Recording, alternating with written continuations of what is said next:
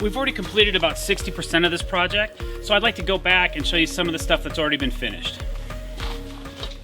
So the first thing we do when we build a deck is we pour concrete. So all of the footings that we have are 12 inches round and 24 inches deep on this particular build. That can always vary. Always check your local building codes to see what's required in your region. But for our region and for this particular build, 12 inches round, 24 inches deep, and then we always bring our concrete up about 4 to 6 inches above grade so that no moisture can get around into the posts. So I'd just like to remind you that this is an active construction site, so I apologize for any noise that's going to be made during our filming, but we're not going to stop building every time we're cutting a clip. So one thing I want you guys to do is watch your head, because we did drive this whole deck in. There's a waterproof bladder, I'll get into that later. But these beams are a little low. And this corner of this beam, it has definitely caused some pain. So as we're walking through here, everybody duck, okay? All right. Especially him, Jesus. What do you have to say for yourself? Oh, you're getting the freak out. You're awesome, Calvin. So during our concrete pour, we usually use a wet bracket, and those are set into the concrete, and then they have a 1-inch standoff to keep the post dry, and then from there we go with pressure treated posts. Now, if you follow my Instagram page, which is at drdecks, I get this question. I've had this question 1,000 times so far. What are all these little marks in the pressure treated lumber? What kind of lumber is this? Well, in the Pacific Northwest, we use a lot of pressure treated hemlock. All right, so this is pressure treated hemlock, and all these marks inside of it are called incisions.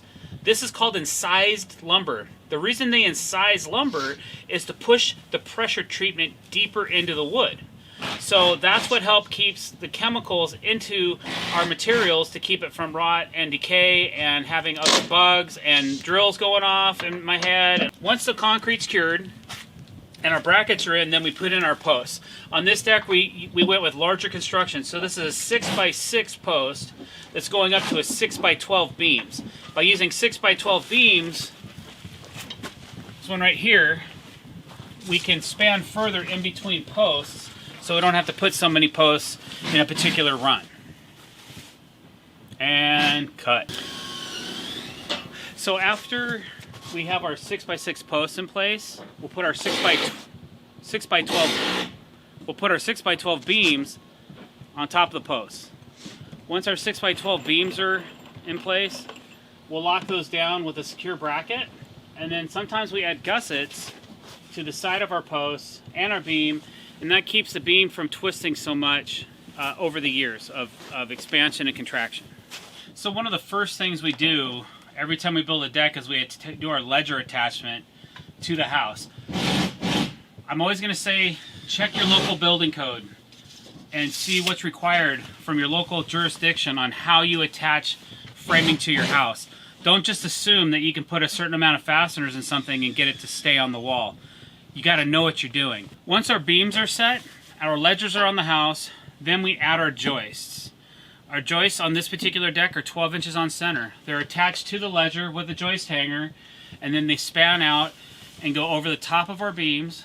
And then at various locations, we have a lot of curves and circles in this deck, so it's not like we can just cut every joist the same length and expect it to work. We have to cut each one to a specific length and then blend them together to create the curve. So a lot of you might be thinking, what is all this rubber that's just hanging from in between the joist space? Well, we do a waterproof bladder system that consists of an EPDM pond liner, and we cut pieces into pie wedges, and then we shallow pan those pie wedges in between our joist space. And then when they do is the water will come down. We have a baffle right here that the water can hit, and then it drops into a gutter system that takes the water and collects it at the outside of the deck. So this whole deck, both levels, are completely dry. All right, let's go up top and see what we got going on up there. We always put a bucket of water near our ladder so we're not tracking so much mud up on the deck. So once the bladder's laid Then we can lay our decking on top of that. We laid a PVC product made by TimberTech called AZEK. And this AZEK decking, there's coastline and there's dark hickory. And this is a hidden fastened look.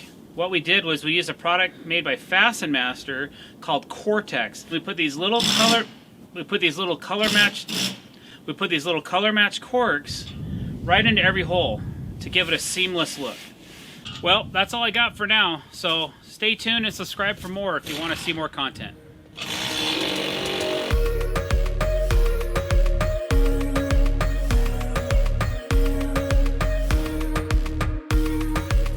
You'll see a lot of curves and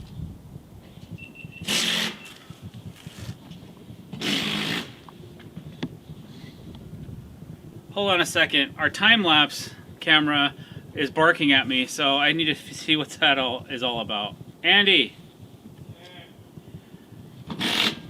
we're having GoPro issues.